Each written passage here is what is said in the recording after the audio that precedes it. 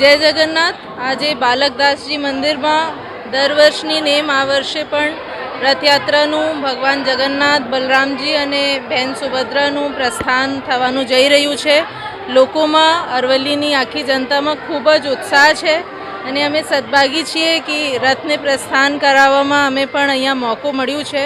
કાયદા વ્યવસ્થાની દૃષ્ટિથી અરવલ્લી પોલીસની ખૂબ ચોક્કસ સચોટ વ્યવસ્થા છે અને આખા શહેરમાં અને આજે ભગવાનની કૃપાથી આજે મેઘરાજાનું પણ અત્યારે રાહત છે, એટલે ખૂબ સારી રીતે ઉત્સાહપૂર્વક આખા શહેરમાં ભગવાનની યાત્રા ફરશે। લોકો એમાં ઉત્સાહપૂર્વક ભાગ લે અને કોઈ પણ કાયદા વ્યવસ્થાને આપ લોકો એમાં સામે નહીં આવો એવી મારી બધાને અપીલ છે। ખૂબ ઉત્સાહપૂર્વક એમાં આપ મજા માણો। જય જગન્નાથ।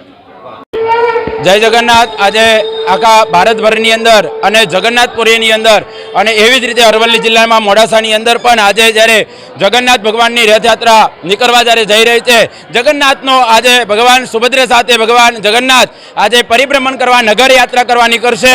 એક જ એવું મંદિર છે, દર વર્ષે મૂર્તિ બદલાય છે અને જગન્નાથ મંદિર છે એ આજે મોડાસાની અંદર પણ દરેક ભક્તોની અંદર એક જ જોશ છે, જય જગન્નાથ, જય જગન્નાથ। અને ભગવાન મેઘરાજાએ પણ સવારથી માંડી એમને થોડીક ઠંડકનું વાતાવરણ કર્યું, અત્યારે એકદમ નિર્મળ બની અને અત્યારે ખૂબ વાતાવરણ પણ સુંદર છે અને ટૂંક સમયની અંદર મોડાસામાં ભગવાન નગરયાત્રા કરશે અને સાંજે 7 કલાકે ગોકુળજીના મંદિરમાં પધારશે। એ ભાવ સાથે જય જગન્નાથ।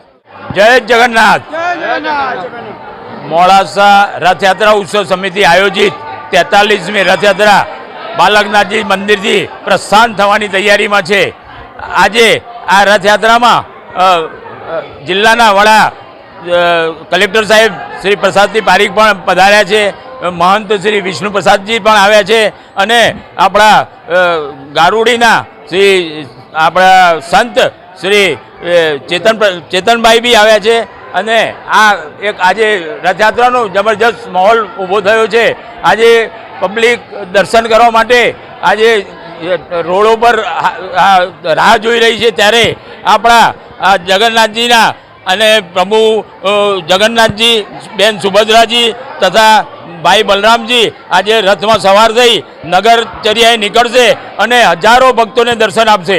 આજે જગન્નાથજી યાત્રામાં અમારા અમદાવાદથી બોલાયેલી 5 ટીમો વેશભૂષાની એ લોકોનું ધ્યાન આકર્ષિત કરશે।